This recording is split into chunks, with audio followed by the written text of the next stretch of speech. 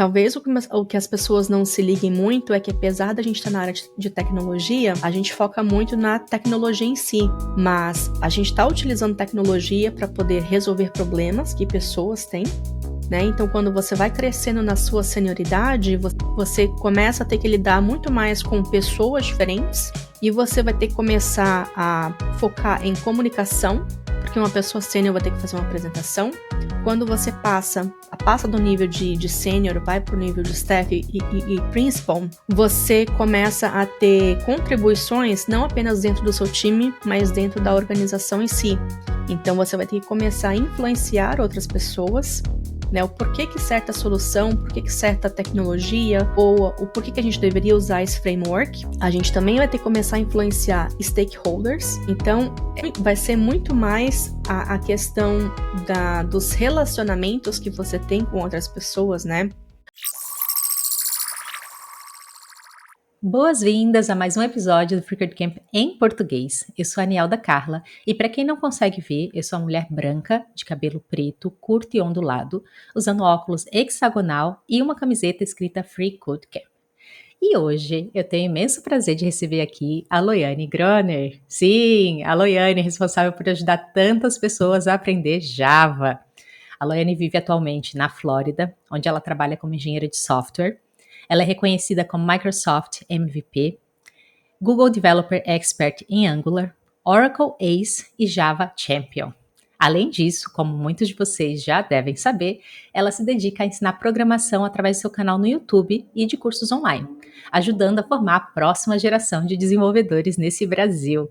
Loiane, muito obrigada por aceitar o convite, seja muito bem-vinda. Olá, eu que agradeço pelo convite, né? Em primeiro lugar, muito obrigada pelo convite e por estar aqui também. Como você já introduziu, né? Eu sou a Loiane e, né, eu vou me descrever também. Eu sou uma mulher próxima dos 40 já, branca, com cabelo médio a comprido, louro escuro, tô usando uma blusa preta e também um óculos com uma armação preta. Perfeito. Loiane, quero começar aqui já com um desafio. Como que você descreveria o trabalho que você faz hoje para uma pessoa que está começando agora na área da programação e não conhece tanto assim sobre as linguagens e sobre o universo da tecnologia? Interessante essa pergunta, nunca ninguém me perguntou isso antes. Eu gosto de descrever isso, acho que até para mim mesma também a resposta que eu tenho para mim é que é uma forma de você estudar e compartilhar aquilo que você está estudando, aquilo que você aprendeu também durante sua carreira. Tem acho que um termo mais bonito para isso hoje, né, que o pessoal fala que é o public learning, né, tem um termo chique, mas é basicamente isso, né, com todo o conteúdo desde que eu comecei com essa compartilhar conhecimento, né, lá no blog, isso foi lá em 2009, tinha acabado de me formar na faculdade, foi exatamente como uma forma de tentar documentar aquilo que eu estava estudando no meu trabalho e aprender um pouco mais sobre aquilo que eu estava fazendo também, me aprofundar um pouco mais e, ao mesmo tempo, documentar isso e compartilhar. Naquela época, como eu estava começando, eu não estava esperando ninguém acessar blog nem nada, né? Foi uma coisa que eu fiz para mim mesma e fui continuando a fazer isso, né? Até que depois mudei de plataforma, fui para o YouTube com os vídeos, né? Hoje a gente tem mais plataformas, né? Mas eu decidi não expandir, ficar ali mesmo com o YouTube e com o blog, que é o que eu me sinto mais confortável. Expandir para a plataforma sempre acumula mais trabalho, mas se torna muito mais desafiador manter essa qualidade. E me fala uma coisa, você é capixaba, você é do Espírito Santo, você estava lá quando você começou a estudar programação, eu queria falar um pouquinho sobre esses seus inícios do seu estudo, né? O que que te inspirou a começar esse caminho da tecnologia e como que foi lá no estado que você estava? Sim, eu sou capixaba, né? Nasci no Espírito Santo e não sei se eu posso falar ainda isso hoje, essa é a maior parte da minha vida, mas até então, no início da faculdade, a maior parte da minha vida eu vivi no Espírito Santo, principalmente no interior, e eu sempre quis, na verdade, fazer direito. Meu sonho era um dia ser advogada e virar juíza, né? Tive minha fase de veterinária também, de quando eu era mais nova, mas perto do vestibular, ali no ensino médio, o objetivo era fazer direito. No último ano do ensino médio, na verdade, faltava 6 meses para o vestibular, eu não estava muito feliz com aquela escolha, né, principalmente que você está estudando no vestibular, tem uma parte bem pesada de história e geografia. Eu sempre gostei bastante também de história e geografia, mas, eu me sentia mais confortável, me divertia mais com a parte de exatas, né, com matemática, física. E eu falei: "Eu vou escolher então alguma coisa da área de exatas". E naquela época, a gente tá falando lá nos anos 2000, alguma coisa, né, no início dos anos 2000, a gente não tinha essa informação que a gente tem hoje, né, a gente não tinha YouTube, a gente não tinha, né, eu não tinha acesso à internet em casa, então a informação que a gente tinha sobre profissão era a informação que era passada pra gente na escola. Então não tinha tanto acesso como a gente tem hoje, né, hoje você tem um problema que você é bombardeado com informação e antigamente você tinha, né, a falta de informação para tomar as suas decisões. Então, eu peguei a lista simplesmente dos cursos de vestibular e eu comecei a dar uma olhada nos cursos de exatas. Então eu vi a parte de engenharia mecânica, engenharia civil, e eu pensei: "Isso não é muito minha cara, essa parte é muito mais para a parte de física mesmo". Até que eu vi engenharia da computação e ciência da computação, eu falei: "Poxa, eu gosto de ficar no computador". Essa foi a razão que eu escolhi fazer ciência da computação. Pesquisei um pouco mais, vi que engenharia da computação tinha a ver um pouquinho mais com a parte de hardware, e eu falei: "Não, ciência da computação acho que tem mais a ver comigo, né, talvez eu vou aprender a consertar computador durante a faculdade, né". Algoritmos, essas coisas, não fazia a mínima ideia do que era, né, eu realmente não sabia onde que eu estava me metendo. Mas foi assim que eu tomei a decisão de fazer o curso de ciência da computação na faculdade, né, e hoje, ainda bem que eu tomei essa decisão, porque acho que foi uma decisão feliz, e eu fico feliz por ter acertado e realmente gostar, né, de trabalhar com isso, de ser a profissão que me faz feliz. É, realmente, tantos cenários em que as pessoas da nossa geração fazem transição de carreira, 2, 3. Você ter escolhido lá nos anos 2000 e ainda ter construído, chegado até aqui, no local que você está, com o livro publicado, todas essas coisas, é uma grande conquista. Parabéns para você e todo o seu Obrigada. trabalho. E dentro desses seus estudos, quando foi que o Java, eu vou falar de Java porque você é conhecida majoritariamente por causa dessa linguagem, quando foi que o Java entrou na sua vida? Bem, na faculdade eu comecei com Pascal.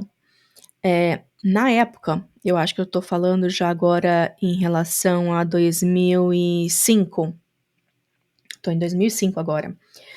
Na época, o Java 5 estava sendo lançado, então, e na época a gente tinha bastante revista ainda, revista física que era lançada nas bancas, né, tinha 2 revistas que eram bem famosas na época de Java, e sempre passava pela banca, né, via as coisas de tecnologia, estava sempre o Java ali. E o Java estava começando a tomar notoriedade. As empresas também em Vitória, Espírito Santo, na época quando ia olhar a questão de estágios, né, começar a me preparar para um possível estágio, a maioria das empresas trabalhavam com Java ou com PHP. E na faculdade que eu estudava, a faculdade era bem envolvida com organização de eventos, né, então eu voluntariava na parte de organização de eventos também, de ficar ali dando apoio no dia, para eu conseguir também participar do evento sem ter que pagar, né, essa era uma outra forma também. E Java estava sempre sendo falado nesses eventos. Até que uma professora, era minha professora de, algoritmos, ela também estava se preparando para estudar, para começar a oferecer as aulas em Java também na faculdade.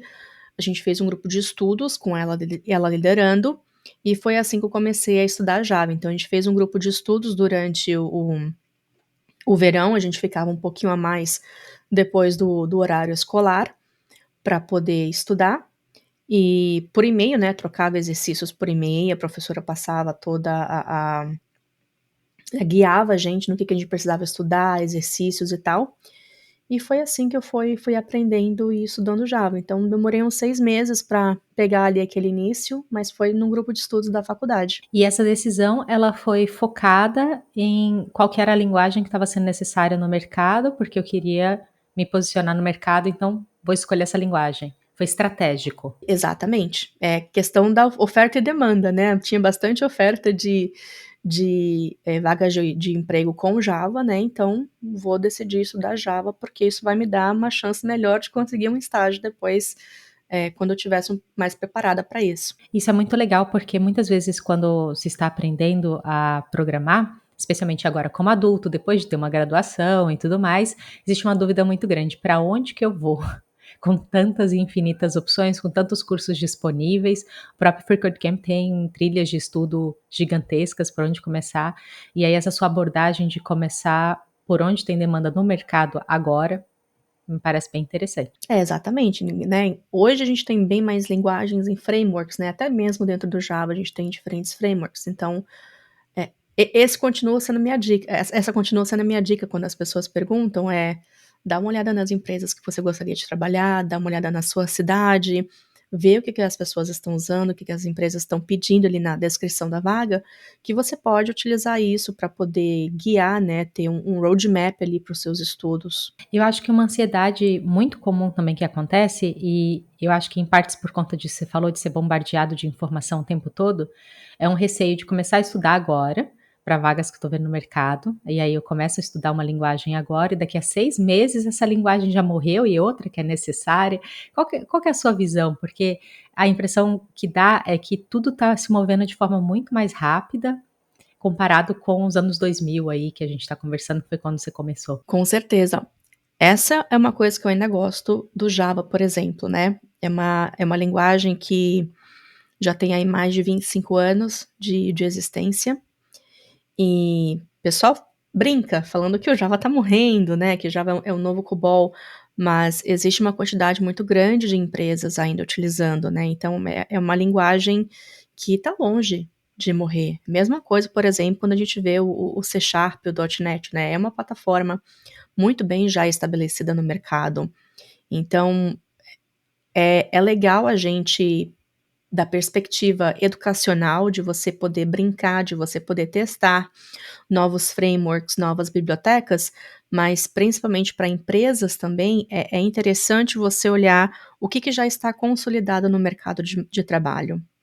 Porque existem várias empresas, né, e diferentes empresas, algumas empresas elas vão ter uma abertura maior a testar tecnologias mais novas, frameworks, bibliotecas mais novas, mas ao mesmo tempo ainda vão existir aqueles projetos, né, que vão utilizar essas tecnologias que já estão bem consolidadas e que têm um tempo de vida ainda, pela frente. Porque querendo ou não, se a gente parar para pensar do ponto de vista de você criar um software, né, software não é uma coisa, que é barato. Né, isso é uma coisa bem são projetos bem caros, projetos que custam milhares e milhares aí de reais, dólares, até na casa dos milhões. Então, quando a gente cria software, a gente está sempre pensando no tempo de vida desse software, e é o que geralmente a maior parte das empresas tende a fazer. Então, é uma outra perspectiva também da gente olhar quando a gente vai fazer essas escolhas. Muito bom, porque aí eu entendo o que já está estabelecido no mercado, eu posso aprender uma base e a partir disso também eu posso me adaptar de acordo com a demanda. Exatamente. Se você fosse começar a aprender agora de novo, você teria começado por Java ou você teria começado por um caminho diferente? Acho que se fosse hoje, eu ficaria entre 3 linguagens. Python, estaria pela popularidade, né, principalmente a gente está passando aí por essa onda da inteligência artificial, big data, né, engenharia de dados, então Python é uma linguagem muito popular para se fazer isso, e JavaScript, pela facilidade que você tem em aprender uma linguagem com JavaScript, e pela quantidade de informação que você tem disponível sobre JavaScript, né, JavaScript passou por uma evolução, né, principalmente aí para os últimos 10 anos, e é uma linguagem que está ficando consolidada no mercado, né, não já no front-end já é mais que consolidada, mas também agora está ficando bem consolidada no back-end, quando cada vez mais empresas estão adotando também essa stack de ferramentas. E o Java também, né, principalmente porque ainda existem muitas vagas de trabalho com Java, né, então tudo depende talvez dependeria da onde eu estivesse morando, né, e das oportunidades que estivessem disponíveis naquele momento, mas acho que esse seria o meu top 3. Muito bom, pessoal, já vai anotando aí as ideias, então, das linguagens e tudo. Laiane, eu vi um podcast que você deu uma entrevista no passado, e aí estava comentando sobre os fundamentos, sobre aprender programação, que seu marido tinha começado a estudar, e estava experimentando coisas com ele. Já passou aí 1 ano dessa experimentação que você fez. E vocês tinham começado a estudar por lógica de programação. Eu quero falar um pouquinho sobre esse experimento que vocês fizeram, mas antes eu queria ouvir um pouco de você sobre a importância de começar esse estudo com uma fundação robusta. O que que é essa fundação? O que que é a lógica de programação? Por que que ela é importante? Ah, com certeza. Hã, quando a gente está falando dessa base da programação, principalmente se você vai trabalhar como uma pessoa desenvolvedora, né, se você vai realmente trabalhar com programação, seja na área de QA ou como dev, hã, aprender essa parte de algoritmos, ela é importante, porque é é o início de tudo, né. Parece meio clichê, mas é sempre bom a gente começar do começo, porque isso tudo vai se tornando mais fácil. E principalmente quando a gente está trabalhando nessa área de tecnologia, a gente aprende de forma incremental. Então a gente vai começando a estudar as coisas mais fáceis, né, a gente começa com a sintaxe básica da linguagem. Então, independente de você estar começando hoje ou vai começar daqui a 6 meses, se é a sua primeira linguagem de programação ou se já é a segunda ou terceira linguagem de programação que você está aprendendo, mas você vai começar como que eu declaro uma variável, o que que é um if, o que que é um else, o que que é um loop, né. Então, tudo isso a gente começa aprendendo na parte de algoritmos. E além dessa parte básica, essa os conceitos de algoritmos têm um conceito super fundamental que é a parte de resolução de problema. Então quando você está apresentando um problema que você precisa resolver, o nosso cérebro ele vai começar a pensar de forma um pouquinho diferente, um pouco mais tecnicamente, né. Não sei se isso acontece com todo mundo, mas sempre que eu estou numa reunião ou eu tenho um problema, a pessoa fala: "Ah, a gente precisa carregar 10.000 linhas no banco de dados. Como que eu posso fazer isso? Será que eu posso criar um script para isso? Será que eu vou criar um programinha? Esse programinha vai ter que ler do arquivo e depois eu vou criar os scripts". Então, ali por trás eu já começo a pensar se eu tivesse que fazer essa tarefa eu mesma, qual é o tipo de script, que linguagem que eu estaria utilizando ou quais bibliotecas eu teria que usar para resolver aquele problema. E isso tudo parte através do princípio de algoritmo, né. Então, tem aqueles sites que deixam isso muito mais fácil de fazer, né, eu preciso mover o barquinho daqui até ali, então o que que eu preciso fazer? Eu dou né, preciso remar 3 vezes, aí depois eu tenho que mudar a direção do remo para o barquinho virar à direita ou virar à esquerda. Então, são esses passos fundamentais é que vão ajudar depois a gente, para quando uma pessoa falar: "Olha, eu preciso carregar 10.000 registros do banco de dados e mostrar numa tela", já vira a chavinha e fica muito mais fácil para você falar: "Nossa, que legal, já sei como que eu vou fazer isso, eu só preciso colocar isso no papel", né, ou melhor, eu preciso colocar isso ali na IDE, no meu editor de texto, e escrever o meu programa para poder fazer isso. Então é aí que a gente por isso que a gente fala bastante que a parte de algoritmos ela é bem fundamental. Não necessariamente você precisa chegar e aprender algoritmos com Portugal da vida, né, ou, uma perdão, uma linguagem mais porque o pessoal que nasce, né, num país que fala a língua inglesa, é mais fácil para eles começarem, por exemplo, com um Java, com Python, com C da vida, né. No Brasil, por questão da língua, a gente tem o Portugal, que ajuda bastante a gente construir esses blocos, né, de pensamento da programação utilizando uma linguagem de programação. Mas você pode, assim, também tentar aprender algoritmos, né, ou já usando uma linguagem de programação, é questão de gosto pessoal mesmo. E como que foi esse primeiro ano de experimentação com relação aos estudos que vocês fizeram por aí? Trabalhou esse fundamento primeiro? Quais foram as descobertas que você teve? Porque me chamou bastante a atenção é que você, como professora, estava tendo a oportunidade ali de ir experimentando muito próximo da pessoa que estava aprendendo, e eu fiquei curiosa, é uma curiosidade minha mesmo. Esses estudos ainda estão, né, ele ainda está estudando, agora um pouco menos, porque ele voltou a trabalhar, então tá com menos tempo agora para poder estudar, mas a gente começou com a parte básica mesmo de algoritmos, então aprendeu, né, toda esses conceitos e como pensar de forma técnica na hora de tentar resolver um problema, e depois a gente ele estudou um pouquinho também Python, se eu não me engano, porque eu não queria ter um bias, né, e meio que forçar, não, você vai estudar Java, porque Java é uma linguagem legal, então, mas vamos começar por Python, ver se você gosta de Python, então viu a parte básica também de Python, né, if, else, declaração de variáveis e arrays, né, e depois eu falei, agora você vai estudar a mesma coisa com Java, por exemplo, e depois, por conta, né, de gosto pessoal, você continua os estudos. Então teve esse tempo de estudar Python, fez o mesmo curso, né, só que com Java, e acabou escolhendo Java, e agora está começando a aprender coisas um pouco mais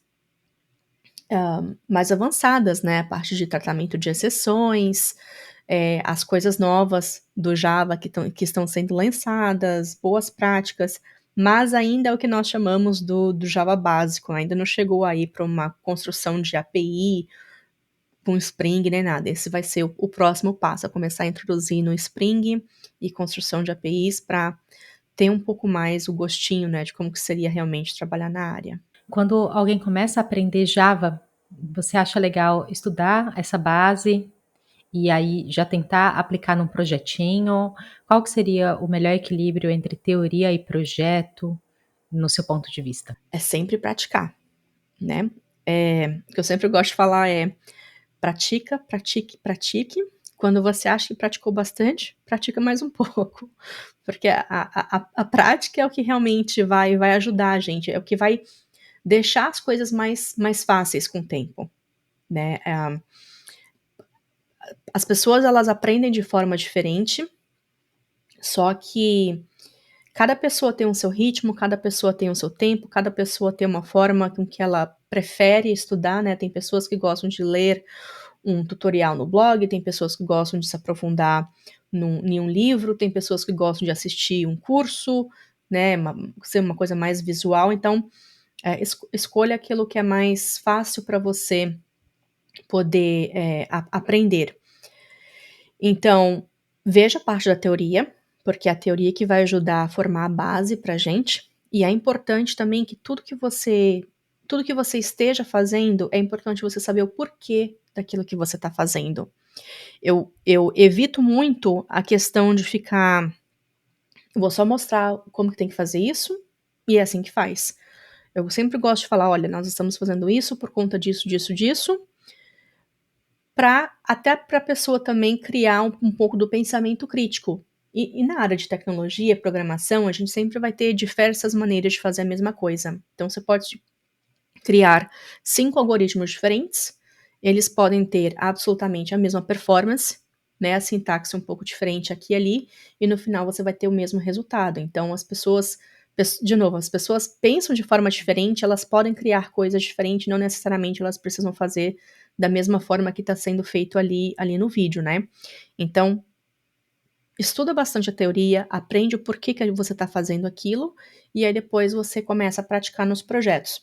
E o que eu sempre gosto de fazer é, de novo, incrementando o projeto. Começa com uma coisa super simples de fazer, você fala: "Ah, não, mas é muito simples", mas começa com aquele simples, e depois vai incrementando, vai colocando a dificuldade. E eu uso essa forma, né, até hoje, quando eu vou criar meus projetinhos pessoais pro meu próprio estudo, eu começo criando uma coisa muito simples, que eu já sou confiante em fazer aquilo, e eu vou adicionando a dificuldade ali, quebrando uma tarefa muito grande em tarefinhas pequenas, para até diminuir também a sua dificuldade em conseguir completar aquelas pequenas tarefas, aí no final você tem um projeto mais completo e mais complexo também, sem ter que passar pelaquela dificuldade de, nossa, tem uma coisa super grande para fazer, mas você tem 10 coisinhas pequenas, é mais fácil de você gerenciar dessa forma. Faz sentido, eu acho que especialmente quando a gente tem pouco tempo, então você está com o seu trabalho full time ali, você tá trabalhando integral e você tem 1 hora, meia hora às vezes por dia para estudar. E aí se você consegue quebrar em pedaços menores, fica muito mais fácil. Eu acho que o maior desafio muitas vezes é conseguir simplificar o raciocínio. Às vezes eu acho que a gente pensa de forma muito complexa e não entende direito quais são os mecanismos que estão acontecendo ali dentro da nossa cabeça, e é isso que confunde, né. Exatamente. Eu tive um gestor e ele sempre falava, a gente falava: "Olha, tem esse problema, a gente tem essas formas diferentes para fazer". E ele sempre falava: "Qual que é mais simples? A forma mais simples de você resolver o problema vai ser a melhor forma pra gente fazer isso". Então, a gente: "Ah, ok". Então e nunca tivemos problema com isso, então eu sempre gosto de pensar, acabei adotando também essa prática pra mim mesma. Mantenha simples e vai incrementando a complexidade de acordo com a necessidade. Outra coisa que eu fiquei curiosa tem a ver com essa questão de aprender em público que você falou lá no início. E é muito legal a gente compartilhar. Existe também uma pressão em partes muito grande, porque de certa forma existe essa pressão hoje em dia de, ah, você tem que estar nas redes sociais, você tem que estar criando, você tem que fazendo um monte de coisa. Não necessariamente tem que ser desse jeito. Eu gostei muito do que você falou, que você começou o blog para você.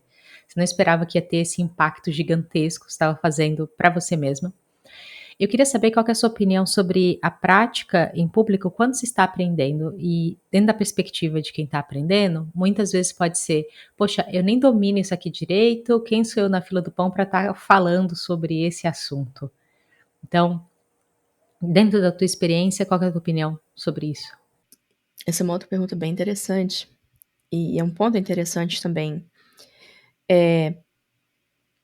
Se você for pesquisar, por exemplo, vou pegar o exemplo do Java, né, como começar no Java. Se você for no YouTube ou se você pesquisar, tem vários tutoriais sobre isso, né, existem roadmaps sobre isso, eh, então você já vai ter dezenas, milhares de pessoas já falando sobre esse assunto. Porém, existem outras dezenas e milhares de pessoas que estão aprendendo, passando por essa jornada de aprendizado. Uma coisa que eu sempre gosto de evitar, isso é uma coisa bem difícil de fazer também, isso é mais fácil de falar do que fazer, é de você não ficar se comparando com outras pessoas. Então, se você tá criando o seu próprio conteúdo, se você tá querendo escrever o seu artigo de como começar com Java, ou quer fazer um vídeo de como começar com Java, não fica muito assim, não se prenda muito ao que as outras pessoas já fizeram para você tentar fazer meio que igual. Coloca o seu jeito, né, coloca a sua forma de você passar esse conhecimento, porque pode ser uma pessoa que esteja aprendendo agora, que ela já assistiu 50 outros vídeos de como começar com Java, e ela ainda não conseguiu entender aquilo, mas a sua forma de explicar pode ser exatamente aquilo que aquela pessoa precisa para as coisas fazerem sentido para ela. Então, não fica se comparando muito com outras pessoas, faça do seu jeito mesmo, faça para você, né, como que é um conteúdo que você gostaria de ter, um conteúdo que você gostaria de consumir, e não se importe muito aí com se vai ter visualização, acho que o pessoal fica muito neurado com essa questão de se vai ter view, se vai ter like, se vai ter isso, se vai ter aquilo. Faça uma coisa que você goste, que você tenha orgulho, que foi você que fez aquilo lá, e poste, né. Então isso pode ser que ajude outra pessoa. Se uma outra pessoa vê aquele conteúdo e for ajudado por aquele conteúdo, tá perfeito, você já fez muito mais, né, do que o objetivo inicial, que era documentar alguma coisa para você ou iniciar aí na sua jornada de criar conteúdo.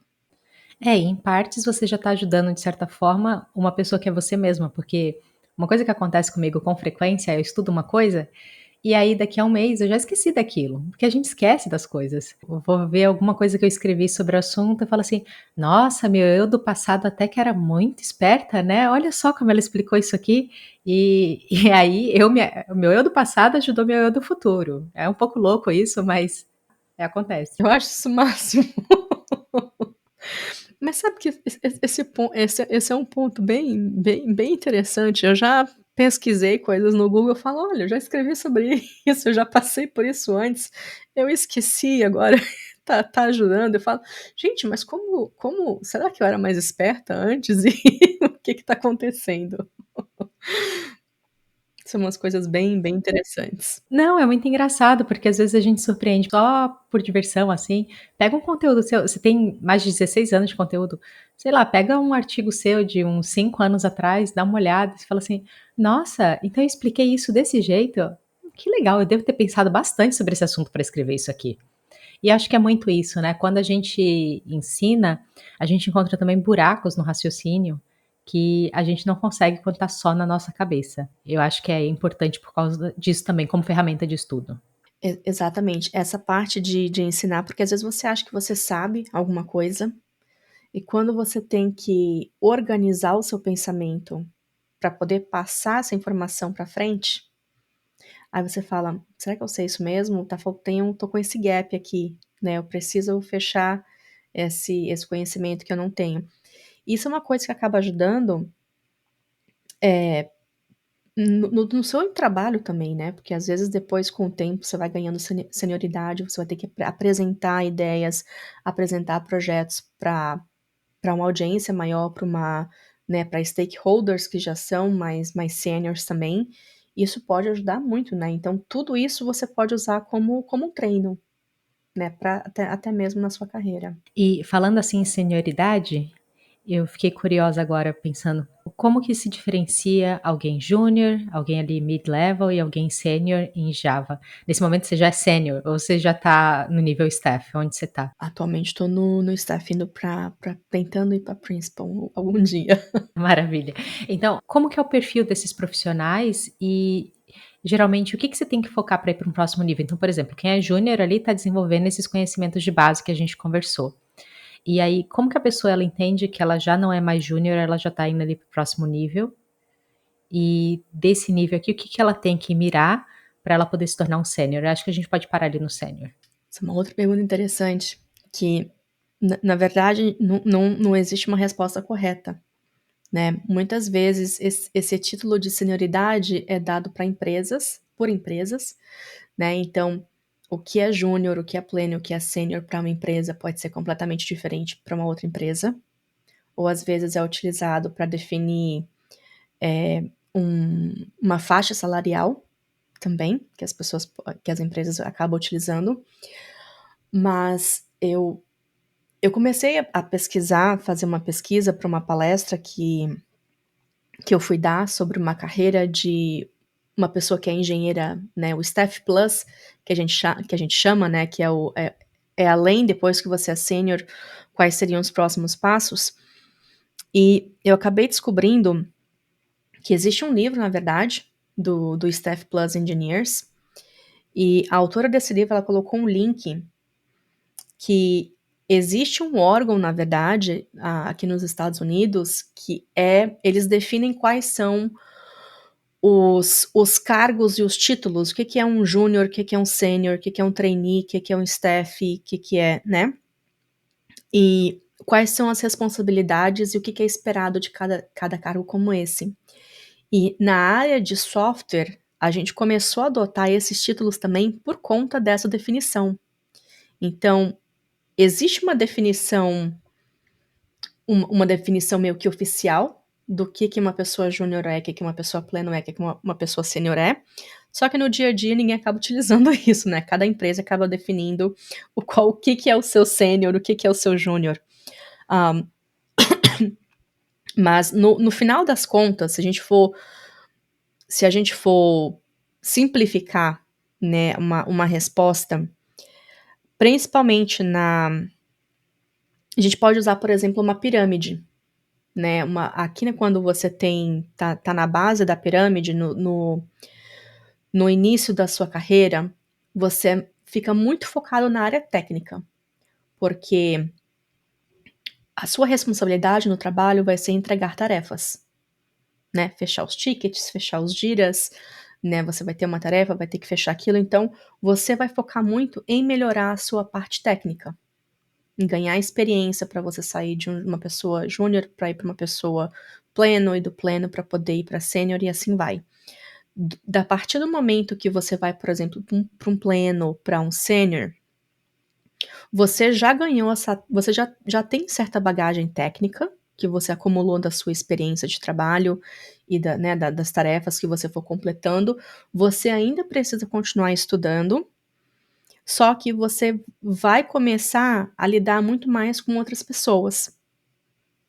Então, talvez o que as pessoas não se liguem muito é que, apesar da gente estar na área de tecnologia, a gente foca muito na tecnologia em si. Mas a gente está utilizando tecnologia para poder resolver problemas que pessoas têm, né? Então, quando você vai crescendo na sua senioridade, você começa a ter que lidar muito mais com pessoas diferentes e você vai ter que começar a focar em comunicação, porque uma pessoa sênior vai ter que fazer uma apresentação. Quando você passa do nível de sênior, vai para o nível de staff e principal, você começa a ter contribuições não apenas dentro do seu time, mas dentro da organização em si. Então você vai ter que começar a influenciar outras pessoas, né? O porquê que certa solução, porquê que certa tecnologia, ou o porquê que a gente deveria usar esse framework. A gente também vai ter que começar a influenciar stakeholders, né? Então vai ser muito mais a questão dos relacionamentos que você tem com outras pessoas, né? Para você conseguir fazer o seu trabalho.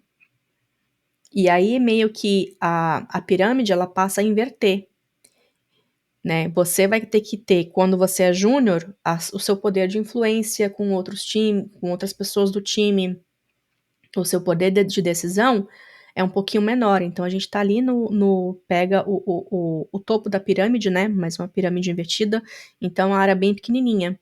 E a partir do momento que você vai crescendo na senioridade, você tem que começar a expandir mais a sua parte de comunicação e relacionamento com outras pessoas, para você justamente ter esse poder de influência, começar a ter poder de decisão. Então é uma questão bem interessante. O que te faz, o que te atrai em buscar esse avanço para se tornar um principal? Você descobriu um interesse em desenvolver essas habilidades? Porque, pelo que eu entendo dessa pirâmide invertida, então existe um distanciamento das atividades mais técnicas e muito mais uma construção de relacionamentos. O que te atrai nessa jornada, nessa busca? Essa é uma outra pergunta bem interessante. Hoje eu atuo também como parte de gestão, né? Eu também atuo como engineering manager, né? Ou dev manager, como o pessoal chama. Então, eu acabei indo também para um pouco dessa parte de liderança técnica, né? E liderança de pessoas também. Inicialmente, eu pensei que eu não ia gostar muito dessa área, porque eu acabo sendo uma pessoa muito técnica. E eu continuo, às vezes, no meu final de semana, eu continuo programando, eu continuo buscando a estudar, mas é justamente essas coisas que eu acabo fazendo fora do meu trabalho, né, que não seriam oficiais, que acabam ajudando também na carreira. Porque testando uma tecnologia nova, a gente vamos tentar modernizar um pouquinho a nossa tech stack aqui. Então, é justamente você ter um lugar na mesa, né, de poder apresentar essas ideias, que essas ideias vão ter uma chance de um dia ser executadas. Então, é de você ter uma chance de apresentar aquilo que você pensa, apresentar, conseguir tomar um poder de decisão, conseguir ter um poder de decisão, né, e não apenas focar na execução de um projeto ou na execução de uma tarefa. Então essa é uma área que eu tô descobrindo, ainda tô descobrindo, né, isso é uma coisa meio recente aí dos últimos 4, 5 anos, mas é uma coisa que eu tô começando a gostar também. Então, é uma coisa que eu quero continuar investindo aí pra minha carreira, e isso é uma coisa que eu sempre falo para as pessoas também, né, às vezes você pode ter eu adoro aquelas pessoas que já sabem exatamente onde elas querem estar daqui a 5 anos, né. Eu tenho mais ou menos uma ideia do que eu gostaria de estar fazendo, mas eu gosto de deixar os caminhos abertos, né, eu não quero ter só aquele caminho, aquela reta para chegar naquele determinado objetivo. Eu meio que deixo a porta meio que entreaberta dos outros caminhos, porque se surgir uma oportunidade, por que não testar aquilo lá? Da mesma forma que eu não tinha ideia de que se daria certo ou não fazer ciência da computação e vir para essa área de tecnologia, pode ser que uma outra porta se abra e, quem sabe, eu não gosto daquilo também. Então, eu sempre gosto de manter as oportunidades meio que abertas, assim, porque você nunca sabe no final das contas, né. Eu gosto bastante de pensar, assim, como eu me sinto com relação a aos meus planos. E realmente é muito difícil pensar assim: "Nossa, daqui a 5 anos", também admiro bastante quem consegue fazer isso, mas daqui a 5 anos eu quero estar aqui. Eu consigo, assim, não, daqui a 5 anos eu quero me sentir desse jeito, e aí eu quero tomar decisões muito relacionadas ao sentimento. Eu não acho que tenha certo ou errado, é só diferente. E aí eu vou muito nessa questão, assim, eu sei como eu quero me sentir, eu ainda não sei aonde que eu vou estar, mas eu vou estar me sentindo desse jeito aqui. E como alguém que está trabalhando com gerência, você tem uma equipe.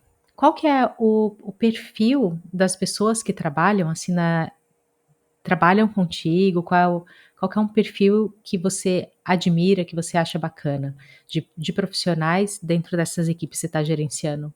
Então, se você fosse contratar um profissional para trabalhar na tua equipe, qual que é o perfil dele? Lá eu tem de tudo, né, tem pessoas que estão desde estagiários, né, até pessoas já seniors, eh, inclusive até pessoas com bem mais tempo de carreira do que eu, e eu tenho o maior respeito por essas pessoas. Mas uma coisa que a gente sempre, pelo menos que eu vejo quando a gente tá entrevistando as pessoas que se candidatam para as vagas, é se elas estão abertas a aprender coisas novas.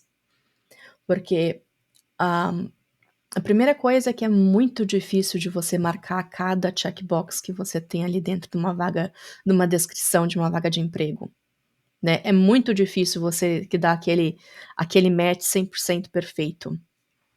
Então, se a pessoa, ela tem uma base sólida, ela tem os conhecimentos que a gente está buscando, a gente vê que é uma pessoa que vai trabalhar muito bem em time, em equipe, que essa é uma outra coisa super importante, mas é uma pessoa que está aberta a aprender coisas novas, fechou. Há quanto tempo você está trabalhando aí nos Estados Unidos? Acho que fez 6 anos, 6, quase 6 anos e meio já. E para você, como que foi essa adaptação? Teve uma diferença cultural muito grande entre trabalhar no Brasil e trabalhar nos Estados Unidos? Não teve muito, porque eu vi como transferência, né, eu vim como transferência aqui para os Estados Unidos, então é a mesma equipe, o mesmo projeto, departamento que eu trabalhava no Brasil, né, então eu já estava acostumada e eu já tinha, acho que eu já tinha 7 anos de empresa quando eu acabei fazendo essa transferência. Eu acho que as dificuldades maiores é que Brasil e Estados Unidos, em questão de cultura, é um pouco diferente, né, você pega um país de primeiro mundo versus um país de terceiro mundo, mas culturalmente falando é muito semelhante. Seria diferente, por exemplo, a gente ir lá para algum país do Oriente, né, onde você tem um choque cultural maior. Hã, mas a parte mais, acho que mais difícil é você ter que aprender a fazer tudo de novo. Você aprender como que você marca o médico, você aprender como que você compra um carro, você aprender se você pode parcelar ou não uma compra que você está fazendo, né, são essas pequenas coisas do dia a dia que você tem que aprender tudo de novo. E eu ainda estou aprendendo, tem coisa que não passei ainda, que com certeza vai continuar sendo aprendizado. Mas essas pequenas coisinhas que às vezes, por ser uma coisa muito simples, acaba tomando mais tempo do que deveria tomar para você conseguir fazer. E existe uma crescente de profissionais brasileiros que estão considerando fazer uma carreira internacional. Qual que você acha que é um bom caminho para que esses profissionais eles comecem a ganhar visibilidade fora? É começar a escrever post no LinkedIn em inglês, começar a produzir conteúdo em inglês? O que que é? Não tem uma resposta certa novamente, eu sei, mas Mas tem aquelas coisinhas que ajudam, né. Hã, definitivamente a parte de você escrever em inglês ajuda bastante, né, porque você já pode usar aquilo para o seu próprio portfólio, né.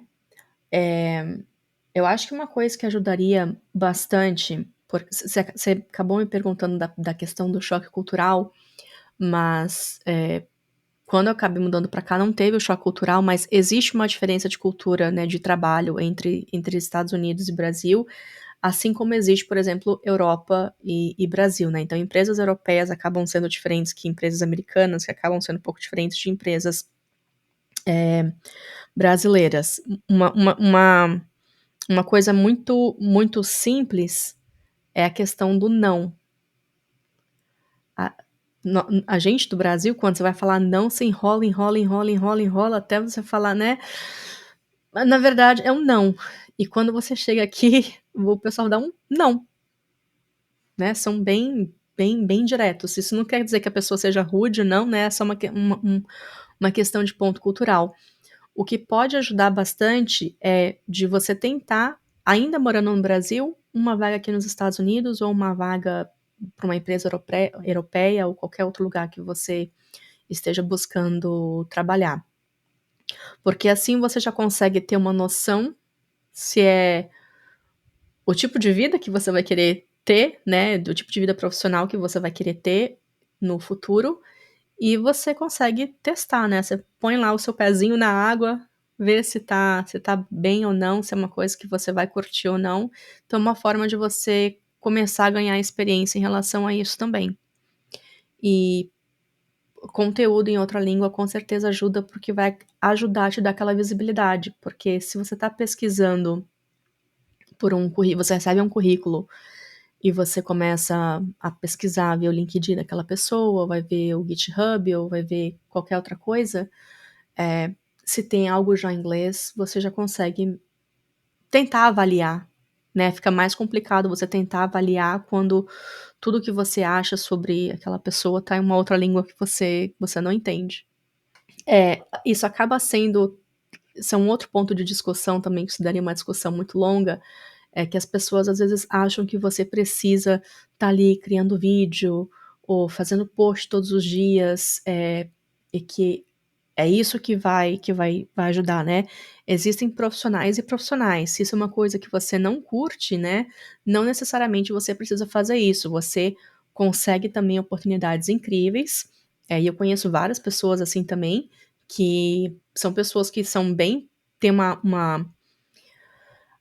uma vida de rede social bem privada, né, acabam não tendo aquele GitHub todo verdinho, não tem uma conta no Twitter, né, o LinkedIn tem lá o LinkedIn só por ter, mas não coloca nada, e que ainda assim conseguem vagas de empresas incríveis. Então, não é algo que necessariamente você precisa fazer. Do do meu da minha experiência foi uma coisa que ajudou bastante, né, mas não é que toda pessoa precisa seguir exatamente a mesma coisa. perfeito, cada um tem um caminho. Foi por isso que você começou a produzir conteúdo em inglês? Por parte, sim. Quando eu acabei a faculdade, eu já estava com um blog em português. E assim que eu me formei, eu tive uma oportunidade para ir trabalhar na IBM, ali na região de Hortolândia, Campinas. E esse projeto que eu entrei na IBM era para uma empresa americana. Então, ia para o trabalho para fazer reunião em inglês, escrever documentação em inglês, né, entregava as tarefas, tudo em inglês. E eu já tinha certo conhecimento da língua, eu conseguia me virar muito bem, só que eu queria melhorar. A gente volta de novo para aquela questão, né, de você praticar, praticar, praticar e praticar mais. Porque eu já estava escrevendo os posts em português, e eu falei, por que não escrever em inglês? Então eu vou treinar aqui minha documentação, vou treinar o meu conhecimento, vou treinar o meu vocabulário. E aí eu comecei com um blog em inglês. Então foi por isso que eu comecei a fazer isso. E a partir do blog em inglês, foi que eu consegui o convite para escrever o livro. Então, assim, é aquela questão da visibilidade que você acaba tendo depois, né? Se tivesse continuando em português, né? Talvez não teria tido essa oportunidade. Então, mas foi algo que não busquei, mas acabou acontecendo. E aí, hoje em dia, você tem o blog em português e inglês, o YouTube, no qual se publica vídeos em português e inglês, e os livros que estão em inglês, é isso? O blog eu acabei fechando um domínio, porque senão é muito domínio pra gente gerenciar. Então, acabei ficando apenas com um domínio. Hoje eu tô focando mais a parte de escrever em inglês. E o YouTube agora eu tô fazendo um teste. Mas é uma questão engraçada porque eu dei uma palestra esses tempos atrás que foi em inglês. Eu comecei a postar coisas no LinkedIn em inglês. Eu fiquei mais de 5 anos assim com o meu LinkedIn totalmente largado, sem entrar, sem nada. Então, recentemente eu comecei a postar e postei um vídeo em inglês também no meu canal no YouTube. Então, foi questão assim de 3, 4 meses colocando atividade ali nessas plataformas. E alguém na empresa que eu trabalho entrou em contato. Olha, a gente está criando esses cursos internamente. Você não quer ajudar a gente a gravar? Eu vi que você postou lá no LinkedIn. Então, se talvez estivesse continuando a colocar as coisas tudo em português, de novo, talvez não surgisse essa oportunidade. Talvez essa pessoa nem saberia ali que eu gosto de fazer essas horas extras, assim, no final de semana, fazendo esse outro tipo de atividade. Então, acaba abrindo porta.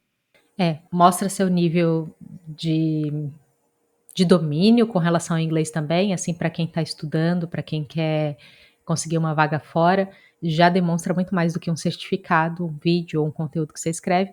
Mas como a Loiane colocou, acho que muito, muito bem, depende muito do perfil de cada um. Então, tem pessoas que faz sentido produzir conteúdo, tem pessoas que não faz. E aí cada um vai pesando aí de acordo com a sua vida e as suas estratégias dentro das possibilidades, né? Hoje em dia, você está com planos de lançar mais algum livro? Tem mais algum projeto grande saindo aí no forno que a gente deve se preparar? Eu estou pensando. Estou pensando na possibilidade. Já tem um tempo já que eu não publico nada e eu não sei o que aconteceu, mas esse ano, sabe, o bichinho de escrever acabou picando de novo e eu tô mais interessada, voltei a ficar interessada em escrever, que de novo, fiquei uns 2 anos sem publicar nada no blog também. Mas tá voltando esse interesse. De novo, a vida é de fases, né? Tem fases que você quer publicar mais vídeos, tem outras fases que você tá querendo escrever um pouco mais.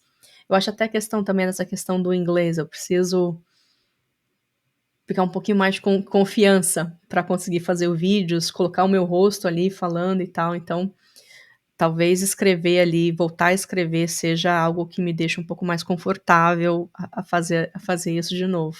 E acho muito legal esse ponto que você levantou, porque também tem a mídia com a qual a gente se sente mais confortável.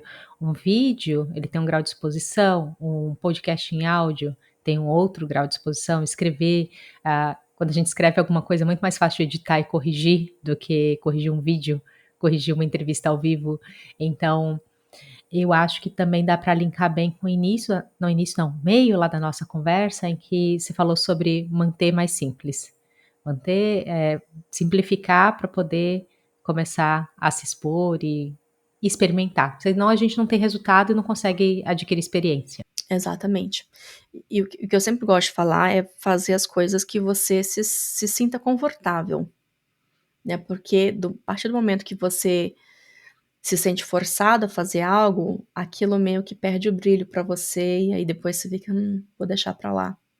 Então, é importante fazer algo que vai te trazer alegria, que você vai gostar de estar fazendo aquela atividade, né, então Agora, eu queria entrar numa sessão de curiosidades sobre você, algumas coisinhas para a gente poder conhecer um pouquinho mais além da professora.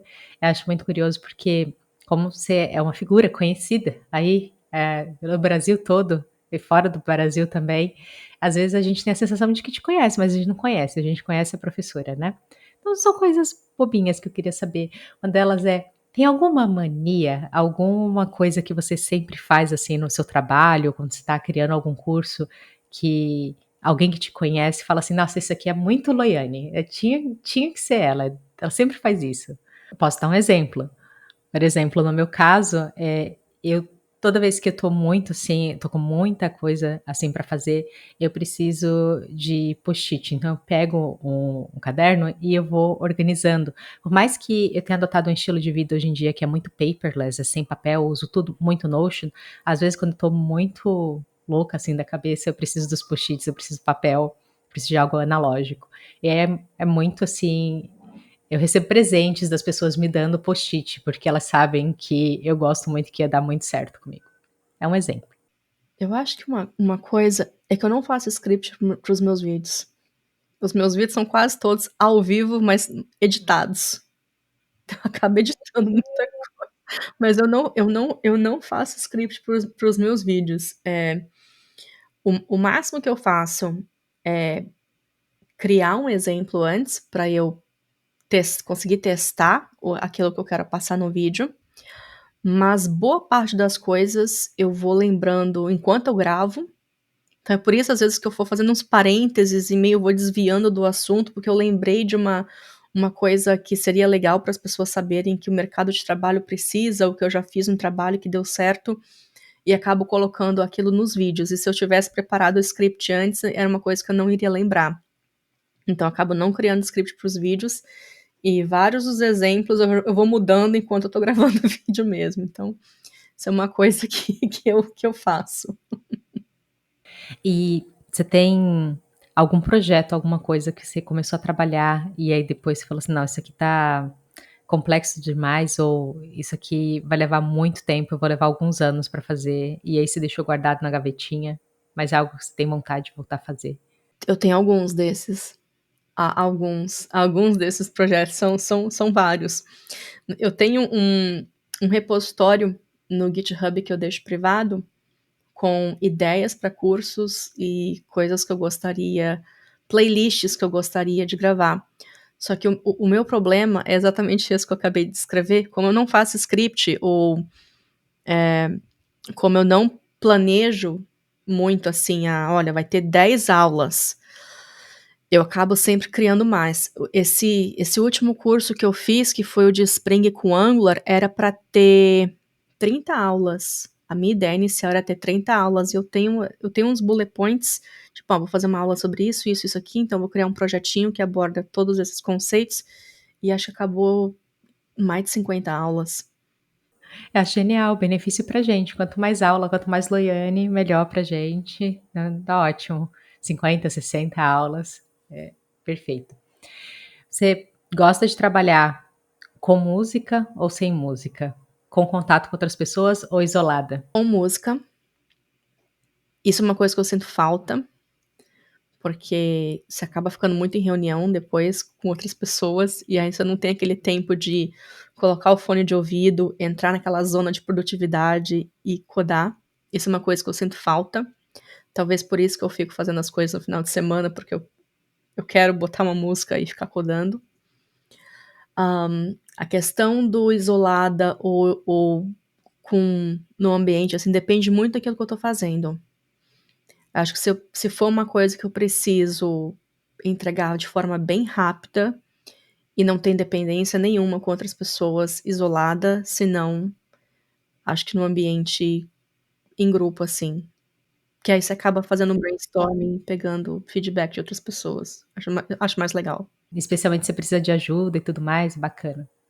Tema claro ou tema escuro para o computador? Escuro. Uma ou duas telas? Pode responder 3 se quiser também. Pra trabalhar uma, pra gravar duas.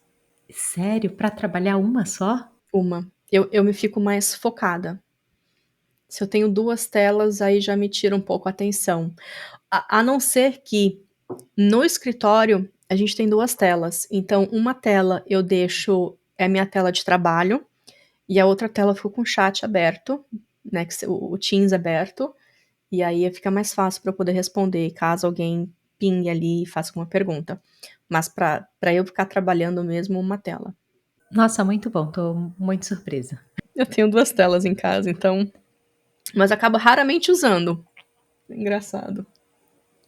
Mas você divide ela? Porque, por exemplo, eu não consigo ter uma janela só. Eu sempre tô vendo duas janelas. Eu não divido porque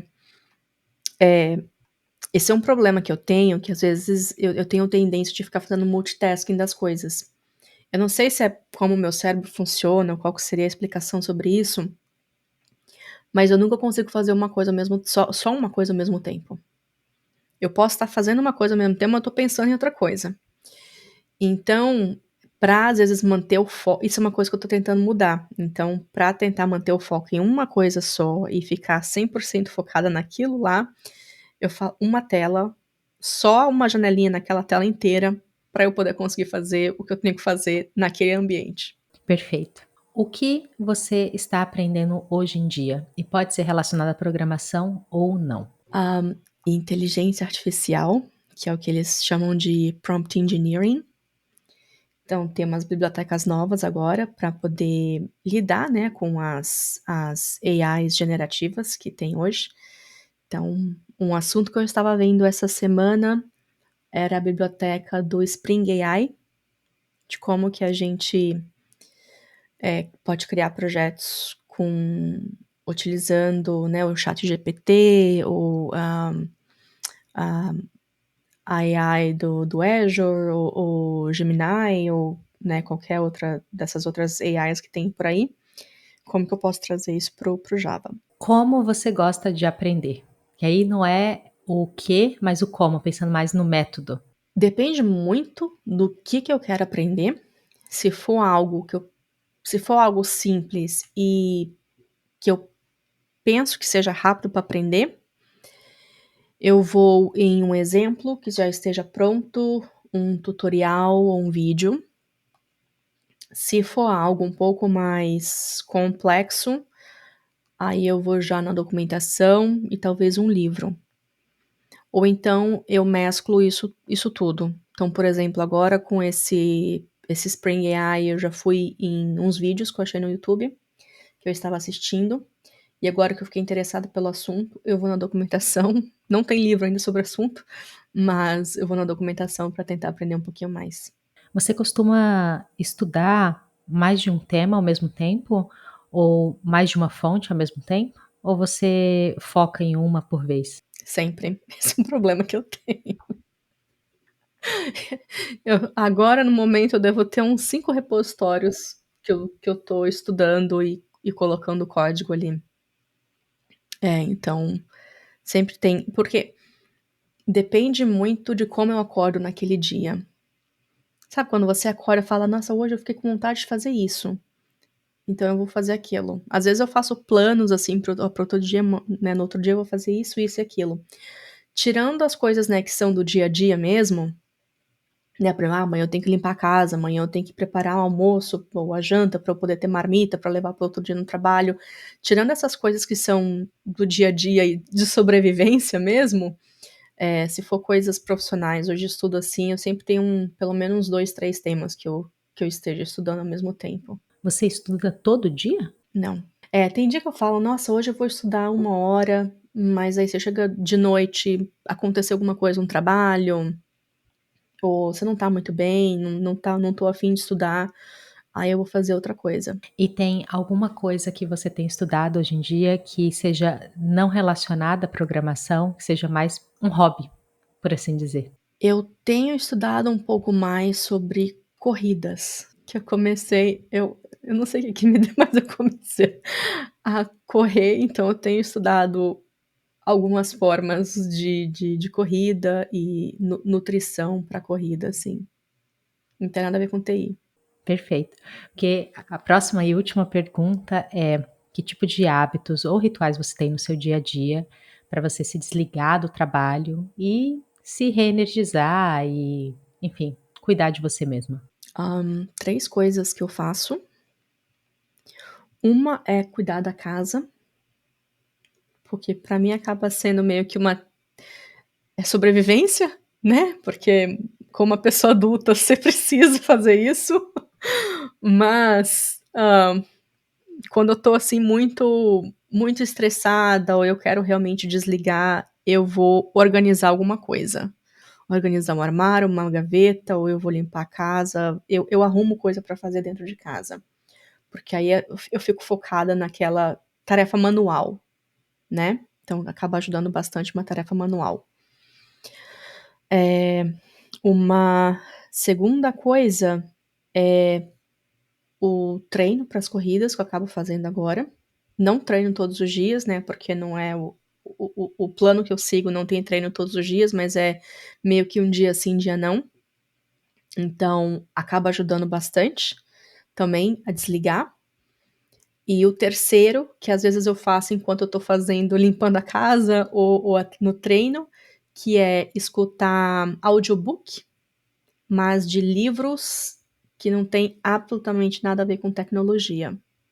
Então eu gosto muito de livros de ficção, principalmente fantasia, fantasia medieval, então eu sempre compro o e-book no Kindle, e eu descobri o Audible, já tem um tempo, tem uns 2 anos, eu acabo pegando a versão do Audible também, que aí tem o Kindle tem uma sincronização, e aí eu consigo às vezes ou ler ou escutar. Então eu ponho o audiobook no microfone, vou limpar a casa ou vou fazer o treino, faço as duas coisas ao mesmo tempo.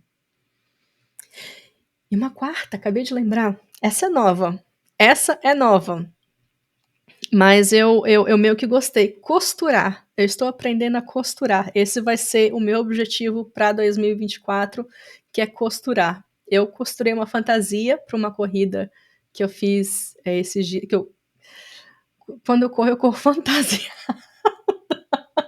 Fazendo cosplay. Então agora eu comprei uma máquina de costura para eu poder ser também, né, uma saída criativa, assim, para poder ir costurando as fantasias para correr. Então eu tô aprendendo sobre vendo vários e tudo com o YouTube, tô aprendendo tudo com o YouTube de graça, né, sobre tecidos, linhas, de como fazer isso, como ligar a máquina de costura. Então espero que seja interessante, mas por enquanto tô curtindo. Eu espero que você curta e continue fazendo mais e mais fantasias, vai ser muito legal. Laiane, eu gostaria de te agradecer, essa conversa foi uma delícia, foi muito bom saber mais sobre você, sobre a sua visão de mundo, a sua experiência. É uma pessoa que é tão admirada e que ajuda tanto, assim, tantas pessoas a aprender, a desenvolver habilidades que vão ajudar elas profissionalmente na vida delas. Então, você é uma profissional incrível, eu fico muito feliz de ter te recebido aqui. E eu gostaria de deixar aqui aberto agora o espaço, caso você queira mandar alguma mensagem final para as pessoas, ou se tiver algum projeto que você queira divulgar seus livros, o palco é seu, fica à vontade. Bem, eu que agradeço pela oportunidade de estar aqui, foi um papo muito gostoso, muito obrigada. E acho que não tem muita coisa, se alguém quiser entrar em contato, né, tem o LinkedIn, que é o @loiane, tem as redes sociais, né, acho que Instagram, Twitter ou X, não sei como se chama mais, mas é o também @loiane, e o canal no YouTube, que é só pesquisar ali por Loiane Groner. Então, quem quiser manter o contato aí depois, é só adicionar. E essa foi a Loiane Groner, e esse foi mais um episódio do Pre-Code Camp em português. Muito obrigada e até a próxima. Tchau, tchau.